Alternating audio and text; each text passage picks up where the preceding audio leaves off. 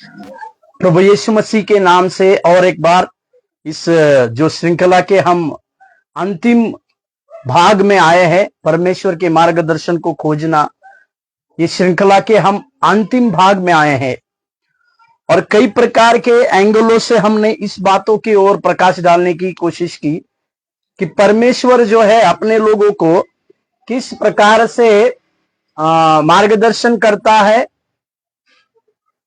सबसे बड़ी बात, परमेश्वर की यह इच्छा है कि उसके बच्चे जो है उसके मार्गदर्शन को प्राप्त करे, उसकी सिखाई हुई बातों को स्वीकार करे और उसी के अनुसार अपने जीवन को बिताए। ये स्वयं परमेश्वर की इच्छा है।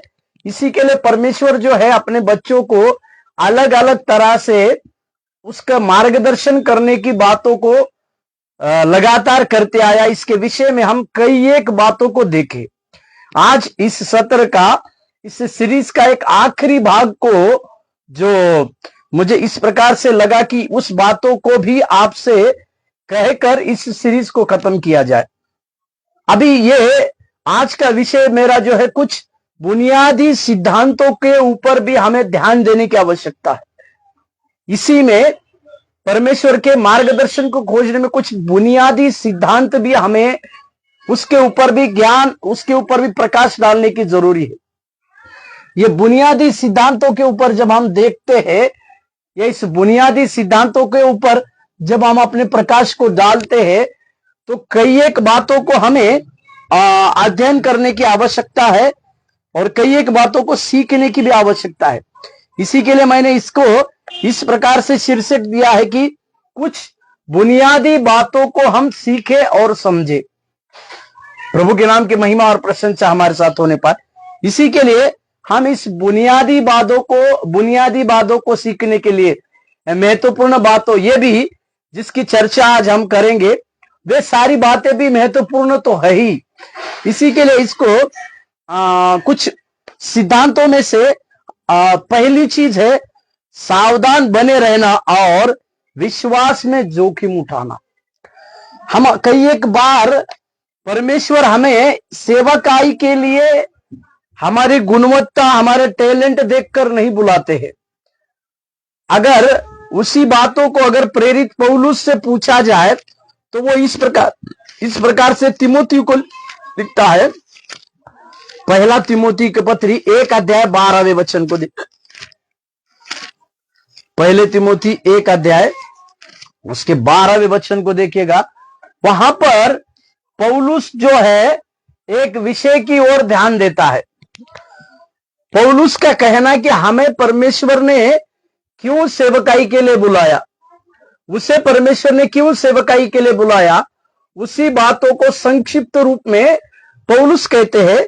पहला तिमोथी 1 अध्याय 12 वचन, मैं अपने प्रभु मसीह यीशु का, जिसने मुझे सामर्थ्य दी है, धन्यवाद करता हूं कि उसने मुझे विश्वास से समझकर अपनी सेवा के लिए ठहराया। ये वचन हमारे जीवन में काम करने पाए कि परमेश्वर हमें क्यों सेवकाई के लिए बुलाता है। तो सेवकाई में बुलाने से पहले हमें सामर्थ्य देता है और फिर दूसरी आवश्यक बात यह है कि विश्वास योग्य समझता है। परमेश्वर के नाम की महिमा और प्रशंसा। प्रभु आपको और हमें सेवकाई इसीलिए ही दिए है कि आप और हम परमेश्वर के लिए विश्वास योग्य बने रहे, ईमानदार बने रहे। और विश्वास योग्यता की सेवकाई के साथ जो लोग अपने जीवन को आगे बढ़ाते हैं, उन लोगों के जीवन में परमेश्वर की बड़ी बातें होती है। इसी के लिए एक बुनियादी तत्व के ऊपर जब हम ये बातों को कर रहे, तो हमें विश्वास योग्य या विश्वास में जोखिम बने रहने की आवश्यकता है। जो विश्वास योग्यता का जीवन बिताते हैं, उनके अंदर कई एक प्रकार की जोखिमें आने की, या हमें कई एक प्रकार की जोखिमें उठाकर परमेश्वर के काम करने के लिए आवश्यक पड़ता है। कई बार हमारे विश्वास की परख होती है। इसी के लिए यशायाह के भविष्यवक्ता उसके पत्र में अगर हम देखेंगे 43वां अध्याय के दूसरे वाक्य में, तो वहां पर इस प्रकार से लिखा है, यदि तू जल से होकर जाए तो वो तुझे डुबा ना सकी, यदि तू आग से होकर गुजरे तो उसकी आंच तुझे जला ना सकी। इसका मतलब इस प्रकार से नहीं लिखा है कि हमें उस जल के ऊपर चलने के अनुभव को नहीं आएगा, या आग में से होकर जाने के अनुभव नहीं आएगा, ऐसा नहीं लिखा है। इसका मतलब विश्वास के साथ हमें हर प्रकार की जोखिम को उठाते हुए परमेश्वर ने जो हमारे लिए टास्क दिया है, परमेश्वर ने जो हमारे लिए एक सेवा दिया है, परमेश्वर ने हमारे लिए जो बातों को रखा है, उसको पूरी करना आप और मेरे लिए एक बड़ी बात है,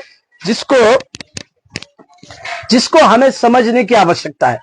प्रभु के नाम की महिमा और प्रशंसा होने पाए। इसी के लिए विश्वास योग्यता की सेवकाई की जब बातें आती है तो उसमें एक बात अवश्य हम देखते हैं कि जोखिम उठाना।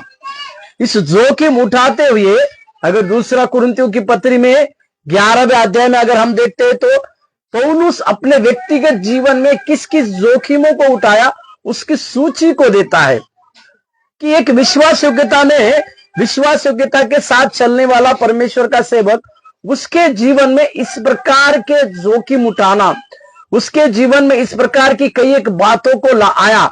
इसी के लिए पर भी प्रेरित पौलुस अपने उस किसी भी बात से पीछे नहीं आता बोलकर हम देखते। प्रभु के नाम की महिमा। और एक वचन को पढ़ते, रोमियो का पत्री उसके 11वें अध्याय 33 और 34 को देखिएगा। रोमियो का पत्री उसके 11वें अध्याय पहले 33 वचन को पढ़ते हैं हम। आहा, परमेश्वर का धन और बुद्धि और ज्ञान क्या ही गंभीर है, उसके विचार कैसे अथाह और उसके मार्ग कैसे अगम्य है। यहां पर परमेश्वर जो है, यहां पर पौलुस परमेश्वर की स्तुति करते हुए कई एक बातों को जिक्र करता है। वे कुछ बातों को कहते हुए कि परमेश्वर का धन यानी परमेश्वर की बुद्धि ज्ञान ये अथाह और एकदम उसके मार्ग कोई भी नहीं पहचान सकता, इस प्रकार के है बोलकर पौलुस परमेश्वर की बड़ी स्तुति बड़ी बड़ाई करते हुए हम यहां देखते। 34वां वाक्य अगर देखेंगे, प्रभु की बुद्धि को किसने जाना या उसका मंत्री कौन है। यहां पर पौलुस परमेश्वर की उस बुद्धि के लिए सराहते हैं, यानी पौलुस इस प्रकार से कहते कि परमेश्वर की बुद्धि को किसने सराहा। यानी यहां पर हम देखते हैं हमारा परमेश्वर बुद्धि ज्ञान और निर्णय और मार्ग से परे परमेश्वर है। वो परमेश्वर हमें बुद्धि देता है, ज्ञान देता है, निर्णय लेने की क्षमता को देता है और मार्ग में हमें कई एक प्रकार की बातों को समझाता है। उस सारी बातों से परे हमारा परमेश्वर है। इसी को स्तुति के रूप में यहां पर पौलुस लिखते हैं। और परमेश्वर की निरंतर बुद्धि ज्ञान निर्णय और मार्गों के विषय में थोड़ा और हमें थोड़ा थोड़ा करके सीखते रहने की आवश्यकता है। परमेश्वर की बुद्धि में सीखने की आवश्यकता है, परमेश्वर की ज्ञान की बातों में, परमेश्वर ने जिस प्रकार के निर्णयों की जिक्र इस पवित्र शास्त्र में किया उसके लिए, और कई एक विषयों को हमें धीरे धीरे निरंतर सीखने की आवश्यकता है। और साथ ही इस बात को हम समझने पाए कि हम परमेश्वर को सीमित नहीं रख सकते, या हम लोग परमेश्वर को सीमित नहीं कर सकते हैं। वो परमेश्वर असीम परमेश्वर है, सनातन परमेश्वर है, आदि और अंत का परमेश्वर है। वो हर जगह में उपस्थित रहने वाला भी परमेश्वर है, जिसको हम समझने की आवश्यकता है। हमारे पास अभी जो है वो उसके मार्ग की अत्यंत सीमित सूक्ष्म समझ है। अभी हमारे पास जो कुछ साधनों में से है वो परमेश्वर का एक सूक्ष्म एक थोड़ा सा ही बात है, जिसको हम समझने की आवश्यकता है। परमेश्वर असामान्य रीति से हमारा मार्गदर्शन और अगुवाई कर सकता है और करेगा, इसी रीति से जिसकी हमने कभी कल्पना नहीं की। वह अपने हृदय को खोलकर रखना है, स्वीकार करने और आज्ञाकारी करने। मतलब परमेश्वर असामान्य रीति से हमारा मार्गदर्शन कर सकता है। अगर मुझे एक बात को आप कहने दीजिए जरूर, यिर्मयाह के पत्री में उस तारा के बारे में ज्योतिषियों ने पढ़ा था। यीशु मसीह का जन्म उस बेतलेहम शहर में होने वाला है बोलकर 600 साल पहले यशायाह की भविष्यवाणी की बातें थी। और शास्त्री और पंडित लोग यिर्मयाह यशायाह की उस किताबों को बेहतर रीति से अध्ययन करते थे। परंतु उस तारे के बारे में अगर आप देखते तो तारा जो है वो शास्त्री लोगों को, वो ज्योतिष पंडित लोगों को अगुवाई करता था कि किस प्रकार से उनको जाना है। जब तक वे इस बात को अपने मन में नहीं लाए कि राजा का जन्म राजमहल में होने वाला है, तब तक वो तारा उन्हें अगुवाई करते उनके आगे आगे आगे गया। इसी के लिए उस तारे के विषय में हम इस प्रकार से कहते हैं, जरूर बड़ा दिन को मनाते समय हम उस तारे को नहीं देखते कि उस तारे को सेलिब्रेशन के रूप में नहीं देखते हैं, परंतु वो तारा जो है वो उन लोगों को जो बुद्धि में थे, उनके पास पर्याप्त ज्ञान था, तब उनके पास भविष्यवक्ताओं की किताब थी, फिर भी ये तारा जो पूर्व में चमक रहा था, वो तारा उन्हें अगुवाई करते हुए आगे आगे लेकर चला गया। प्रभु के नाम की महिमा और प्रशंसा हो। इसका अर्थ क्या है कि ये तारा जो है हमें जिस प्रकार से उन लोगों को अगुवाई किया, उसी प्रकार से इस तारे की अगुवाई असामान्य थी। इसी के लिए मैंने इस प्रकार से कहा कि परमेश्वर हमें असामान्य रीति से मार्गदर्शन कर सकता है। उस समय हमें क्या करना चाहिए? हमें जैसे बीते दिनों में हमने सीखा, हमारे हृदय को खोलना चाहिए, स्वीकार करने के लिए तैयार होना चाहिए और आज्ञाकारी बने रहने के लिए भी हमें तैयार होने की आवश्यकता है। इस तीनों बातों के हम कई एक पहलू को पिछले दिनों में देखे। सबसे पहले हमने देखा कि हमारे हृदय को खोल के रखना चाहिए। दूसरा, स्वीकारने की तैयारी हमारी होनी चाहिए और आज्ञाकारिता की बातें भी हमारे लिए इस प्रकार से परमेश्वर का असामान्य मार्गदर्शन प्राप्त करना है तो हमारे लिए ये जरूरी चीज है।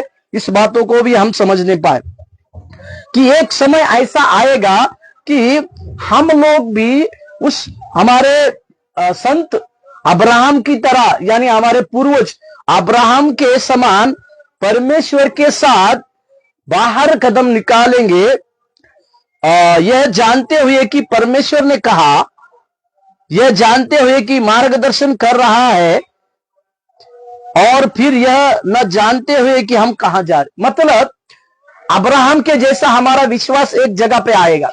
इस अब्राहम के विषय में हम जानते हैं कि जब परमेश्वर ने उस अब्राहम को सेवकाई के लिए बुलाया तो उसने तुरंत आज्ञा मानकर ऐसी जगह पर पहुंचा वो कि उसे मालूम नहीं था कि उसे कहां जाना है या परमेश्वर उसे कहां रखने वाला है।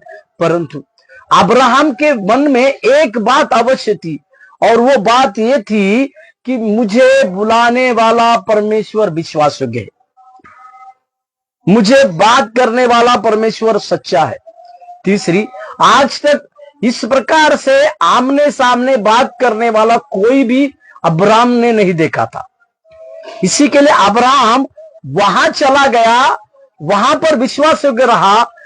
बाद में उसी जगह को वो मीरास के रूप में या एक मालिक के रूप में लेने वाला था। इसी के लिए इब्रानी का लेखक भी इसी प्रकार की बातों को कहता है। इब्रानी का लेखक को देखे, इब्रानी 11:8, इब्रानी 11:8 में इब्रानी का लेखक अब्राहम के विषय में इसी बातों को कहता है।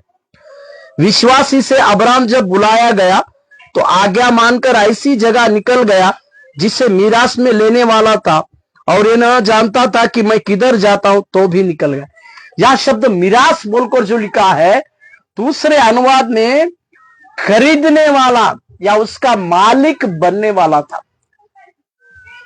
बीते दिनों में भी मैंने आपको रोमियो का पत्री, उसी को इस अब्राहम के विषय में रोमियो के पत्री में पौलुस 4:17 में इस प्रकार से कहते हैं, जैसा लिखा है, मैंने तुझे बहुत सी जातियों का पिता ठहराया है उस परमेश्वर के सामने जिस पर उसने विश्वास किया और जो मरे हुए को जिलाता है और जो बातें है ही नहीं उसका नाम ऐसा लेता है कि मानो वे है।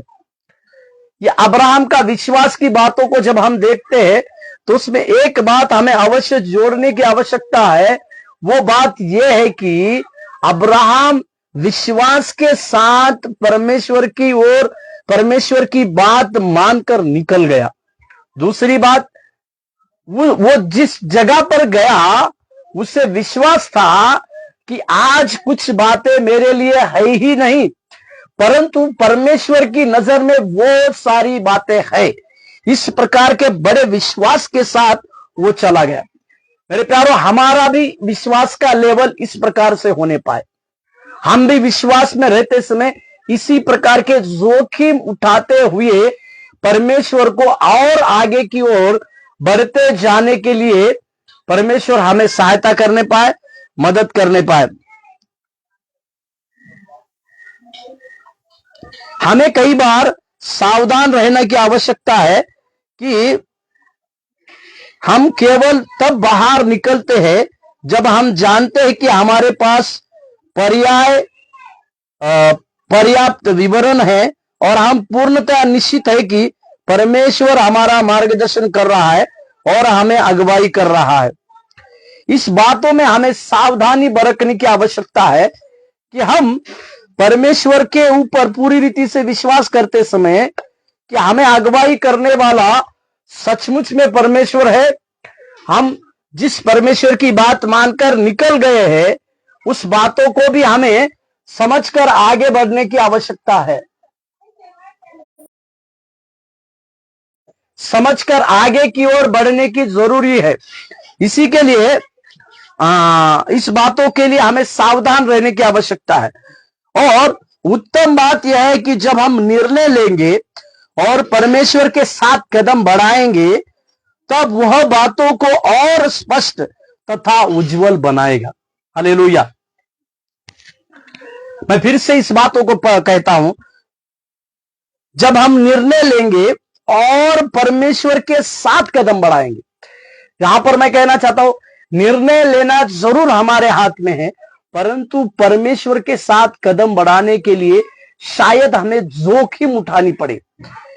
परमेश्वर के साथ कदम उठाकर या कदम बढ़ाकर, कदम से कदम परमेश्वर के साथ कदम बढ़ाकर हमें आगे की ओर जाना ही पर्याप्त बात है। और यह बातों को हमारे लिए स्पष्ट और उज्जवल की बातों को बनाएगा। इससे हम जान पाएंगे कि परमेश्वर की सहायता, जो निर्णय हमने लिए हैं वे सही थे, और उस निर्णय को हमें हमारे अर्थात बेटे और बेटियों को अगुवाई और मार्गदर्शन करने में जारी रखने की जरूरी। प्रभु के नाम की महिमा और प्रशंसा हो कि इस प्रकार से हमें समझने की आवश्यकता है, इस प्रकार से हमें जानने की आवश्यकता है कि हम परमेश्वर से उसी प्रकार की मार्गदर्शन के सहायता पाते हैं, मार्गदर्शन पाते हैं। तो परमेश्वर हमने जो निर्णय लिया है वो निर्णयों को सही करने के लिए, सही साबित करने के लिए परमेश्वर हमारे मनों में कार्य करता है, और इसी निर्णय को हम हमारे बेटे बेटियों को अगुवाई करने के लिए, मार्गदर्शन करने के लिए जारी रखते हैं। एक वचन को देखिएगा, नीति वचन 4 अध्याय के 18वें वाक्य को पढ़ता हूं मैं। नीति वचन 4:18।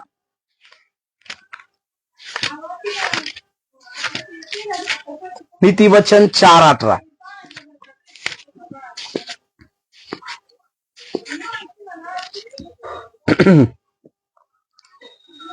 परंतु धर्मियों की चाल उस चमकती हुई ज्योति के समान है जिसका प्रकाश दोपहर तक अधिक अधिक बढ़ता रहता है। यहां पर हमें धर्मियों की चाल के जैसा चलने की आवश्यकता है, क्योंकि जिस प्रकार से धर्मी बनकर हम चलते हैं तो हमारी चाल जो है एक चमकती हुई ज्योति के समान आएगी। इस बातों को समझने की आवश्यकता है, और इस ज्योति की तरह वो हमें अधिक बढ़ाता रहता है। वो परमेश्वर हमें इसके लिए और भी अधिक बढ़ाते हुए रहेगा। इस बातों को हम समझने की जरूरी है। और उसमें कई एक परामर्श के साथ और एक वचन को हम देखिएगा, पहले कुरिन्थियों की पत्री 4 अध्याय को देखिए, वहां पर भी एक परामर्श को मैं आपके लिए रख रहा हूं। पहले कुरिन्थियों की पत्री 4 अध्याय 1 और 2, पहले कुरिन्थियों की पत्री 4 अध्याय 1 और 2। मनुष्य हमें मसीह के सेवक और परमेश्वर के भेदों के भंडारी समझे। फिर यहां भंडारी में यह बात देखी जाती है कि वह विश्वास योग्य हो। परमेश्वर ने हमें भंडारीपन के लिए सौंपा है, इस बात को हम समझे। परमेश्वर ने हमारे लिए जो कुछ हाथों को सौंपा है, हम उसके भंडारी है, इस बात को हमें जानने की जरूरी है। हम उस परमेश्वर ने जो भी बातों को हमें दिया है, उसमें परमेश्वर हमारा भंडारी है, इस बातों को समझने की आवश्यकता है। और ये भंडारी होने के नाते परमेश्वर हमसे अपेक्षा करता है कि हम विश्वास योग्य बने रहे। परमेश्वर ने हमें हर एक कुछ चीजों को दिया है, तो ये चीजों को देने के बाद, भंडारीपन देने के बाद, परमेश्वर हमसे इस प्रकार से कुछ बातों को चाहते हैं कि हम विश्वास योग्य बने रहे, हम परमेश्वर के लिए विश्वास योग्यता को दिखाए, हम परमेश्वर के लिए विश्वास योग्य बने रहे। इस प्रकार की अपेक्षा परमेश्वर हमसे चाहते हैं।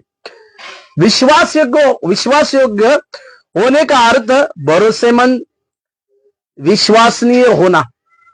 हमें भरोसेमंद होना है, विश्वसनीय होना है, और ऐसा व्यक्ति बनना है जिस पर हम निर्भर रह सकते हैं।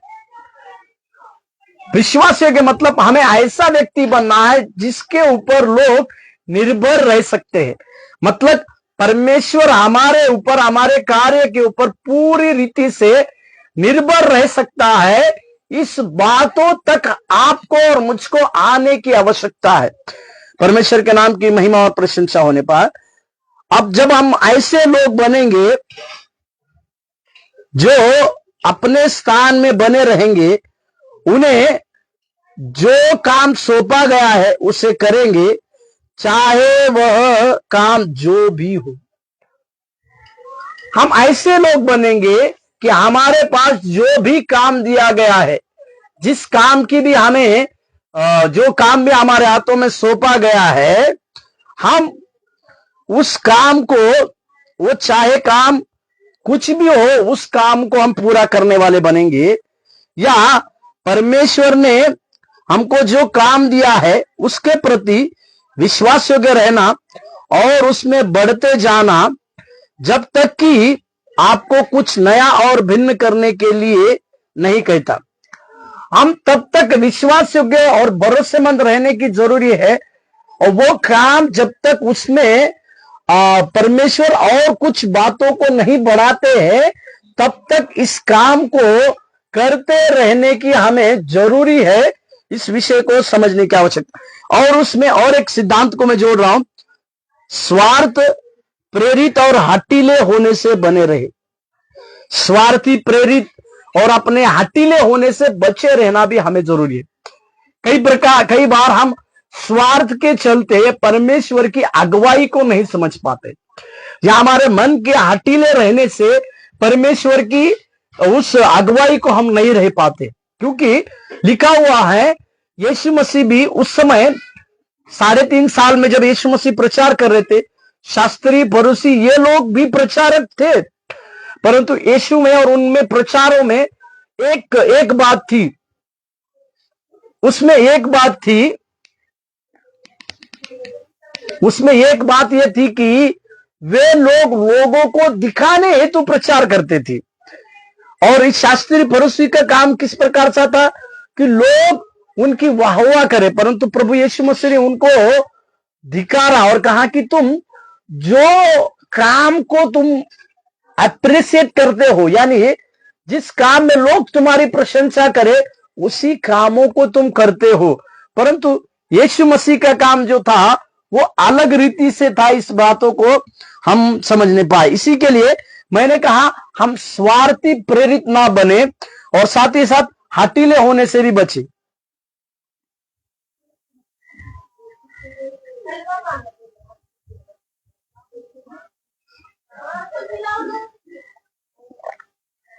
सॉरी।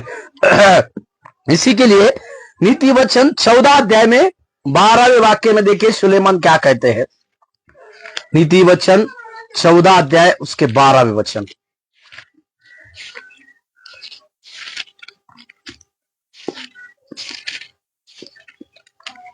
नीति वचन 14:12 वहां लिखा हुआ है ऐसा मार्ग है जो मनुष्य को ठीक जान पड़ता है, परंतु उसके अंत में मृत्यु ही मिलती है। कभी कभी जैसे मैंने कहा कि कई एक मार्ग में हम अपने आप को इस प्रकार से कहते कि शायद ये मुझे परमेश्वर ने दिया हुआ बात है, और इसमें हमारा शायद किसी प्रकार का स्वार्थ होता है। इसी के लिए याकूब को अगर पूछेगा तो याकूब इस प्रकार से कहता है, तुम जो मांगते हो तुम्हें इसीलिए नहीं मिलता है कि तुम स्वार्थ के लिए मांगते हो। तो जब हम किसी बातों को स्वार्थ के लिए मांगेंगे तो परमेश्वर हमारे, जिस बातों को हम मांगेंगे तो परमेश्वर हमारे हृदय को देखता है। इसको भी हमें समझने की आवश्यकता है। इसी के लिए राजा सुलेमान भी कहता है कि जो मनुष्य को ठीक जानने वाला मार्ग जो है उसको परमेश्वर देखता है। या हमारे जीवनों के लिए परमेश्वर का मार्गदर्शन और निर्देशन पाना एक बड़ी चुनौती है, और इसी के लिए हम स्वार्थी प्रेरित होकर कुछ बातों का अनुसार, मतलब कई बार हम उस स्वार्थ के लिए कुछ हमारे अंदर एक स्वार्थी बातें आ सकती है। कभी कभी कभी कभी कभी कभी वह क्या उत्तम और उत्कृष्ट हो सकता है, और परंतु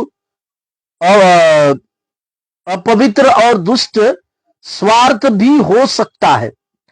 हमें अपने स्वार्थी हितों को संतुष्ट करने हेतु कुछ करने में इतने केंद्रित होते हैं कि, मतलब हमें उस प्रकार से स्वार्थी और हठीले होने में दूर रहने की आवश्यकता है। इस स्वार्थ प्रेरित होने के निकट हठीलापन भी आता है। इसी के लिए हमें उस हठीले मन से भी दूर होने की बात है। उदाहरण के लिए अगर हम मूसा का उदाहरण अगर हम देखते हैं, मूसा एक बात से डरता था। वो बात यह थी कि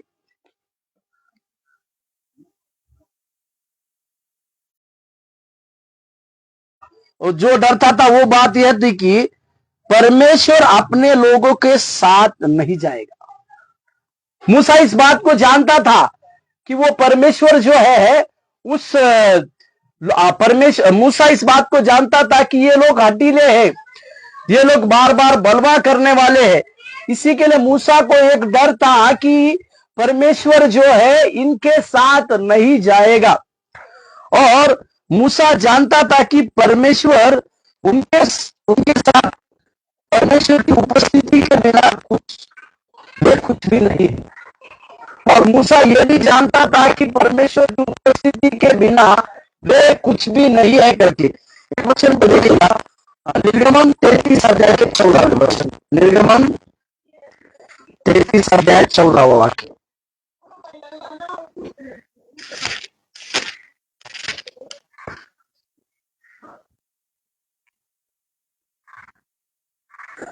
यहोवा ने कहा, मैं आप तेरे साथ चलूंगा और तुझे विश्राम, यानी आप तेरे साथ। मतलब मूसा जानता था कि परमेश्वर की उपस्थिति मेरे साथ है, परमेश्वर मेरे साथ जाएगा, परंतु उन इजरायली लोगों के साथ नहीं, उन हठीले लोगों के साथ परमेश्वर कदापि नहीं जाएगा। उसे पता था, उसे जानकारी थी।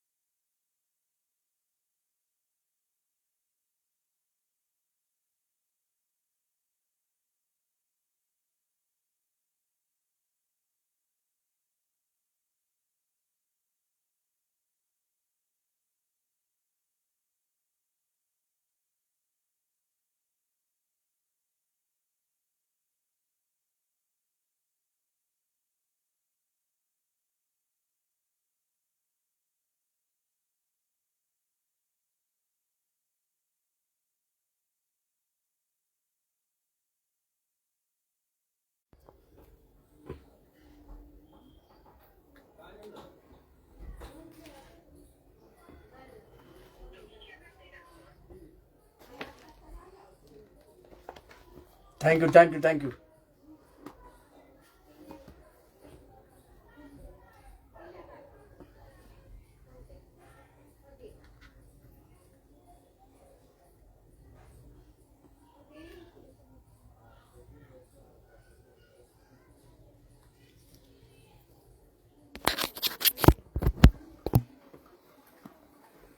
हम अपने जीवन में लक्ष्यहीन होने से बचने की इस बातों को भी हम अपने जीवन में समझने की आवश्यकता है। इस बातों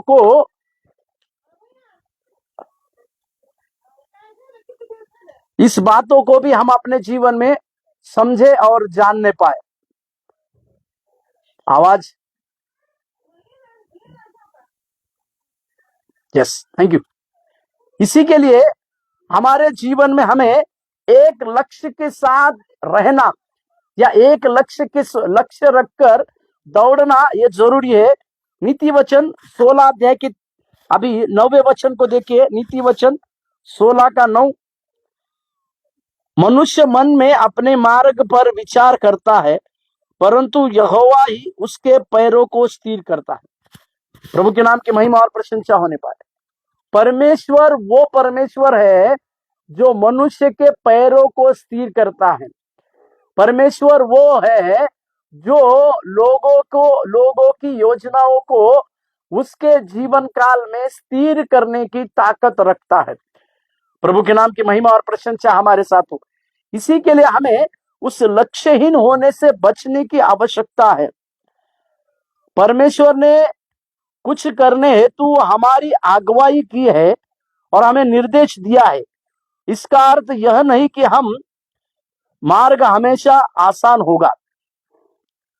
जब हम उस योजना को बनाते हैं जो उस मार्गदर्शन पर आधारित होती है जो हम परमेश्वर से प्राप्त करते हैं, तो हम धीरज, तत्परता और स्थिरता के साथ चलते हैं। प्रभु के नाम की महिमा और प्रशंसा हो। नीति वचन 21 के 5 में देखिएगा। नीति वचन 21:5,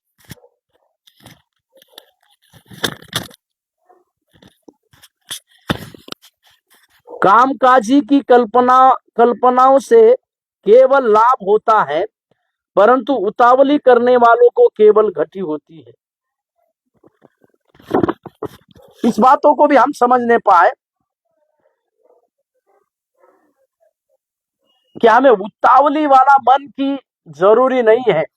उतावली वाला मन हमें ना रखे अपने उस लक्ष्य को पूरा करने के लिए। इस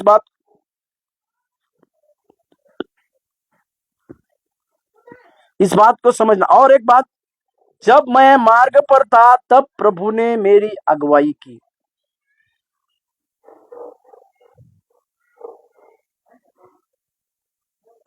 इसमें कभी कभी हमारी निष्क्रियता और अनिर्णय की स्थिति हमारे जीवन के लिए परमेश्वर के निर्देशन को प्राप्त करने से रोकती है।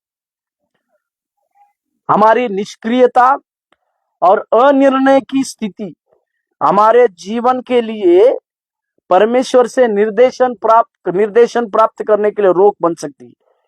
कोई भी निर्देश, मार्गदर्शन या निर्देशन जो परमेश्वर हमसे बोल सकते हैं, हमें अर्थहीन नहीं लगता क्योंकि हम रुके हुए नहीं। इसी के लिए एक वचन को देखिएगा, उत्पत्ति 24 के 17 वाक्य। उत्पत्ति 24 अध्याय 17वें वाक्य को देखिए। 24:27।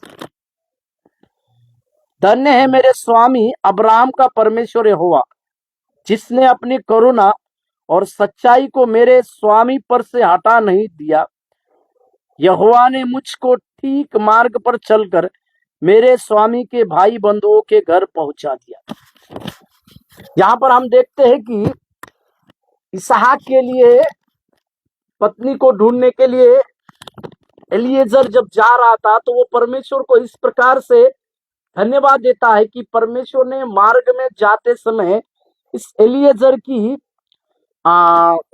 के साथ परमेश्वर ने बर्ताव किया। उस एलिएजर को परमेश्वर ने बातचीत किया बोलकर। यह अब्राहम का सेवक इसहाक के लिए दुल्हन ढूंढने के काम को अब्राहम से प्राप्त कर कर जाते हुए 24 अध्याय में हम देखते हैं। उसने केवल प्रार्थना नहीं की और वह निष्क्रिय बैठा नहीं रहा, मतलब उसने केवल प्रार्थना किया और चुपचाप बैठा रहा, ऐसा नहीं लिखा है, पर वह अपने मिशन पर चल पड़ा और उसने परमेश्वर से प्रार्थना की कि परमेश्वर उसे सफलता प्रदान करे। अब्राहम से कुछ उसने काम को लिया, बड़ा काम को लिया, उसने प्रार्थना की और वो अपने उस मिशन को पूरा करने के लिए निकल गया और उसने लगातार परमेश्वर से प्रार्थना की, अपनी यात्रा के लिए, अपने कुछ बातों के लिए परमेश्वर से उसने प्रार्थना किया बोलकर हम देखते, और परमेश्वर ने उसे सफलता को भी दिया। इसी के लिए उसकी गवाही यह थी कि जब मैं अपने मार्ग पर था तब प्रभु ने मुझे सही व्यक्ति मेरे पास लाया, रिबेका और उसका घराना।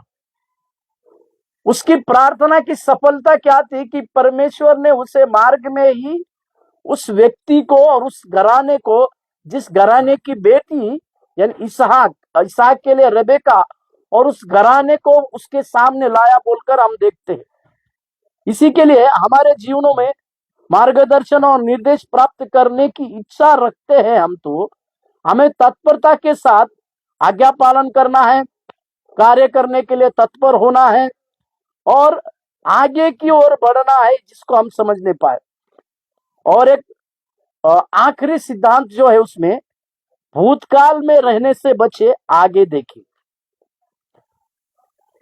एक वचन को पढ़िएगा, फिलिपियों का पत्री 3 अध्याय के 13 वचन। फिलिपियों का पत्री उसके 3 अध्याय के 13वें वचन को देखिए। फिलिपियों का पत्री उसके 3 अध्याय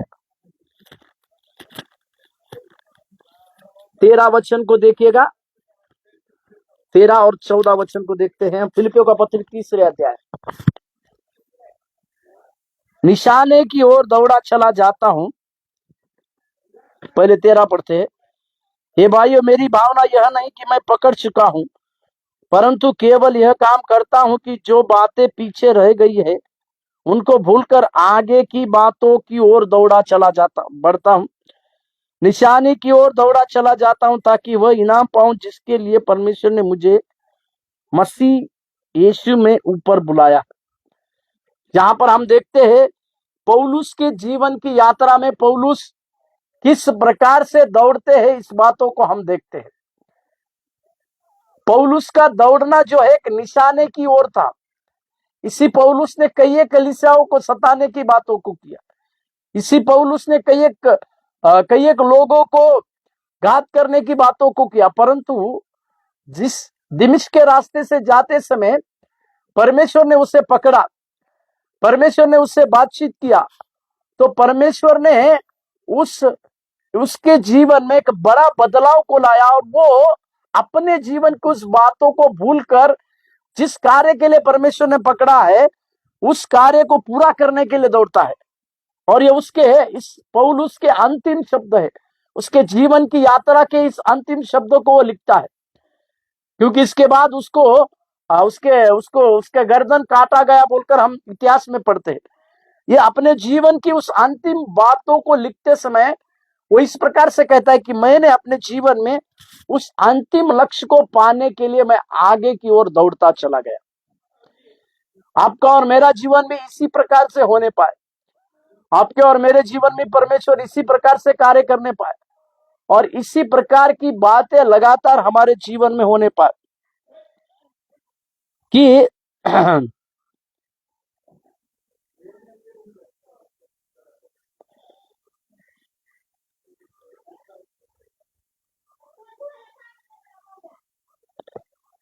भूतकाल की बातें जो है उससे हमें हटाकर आगे की ओर बढ़ने की आवश्यकता है।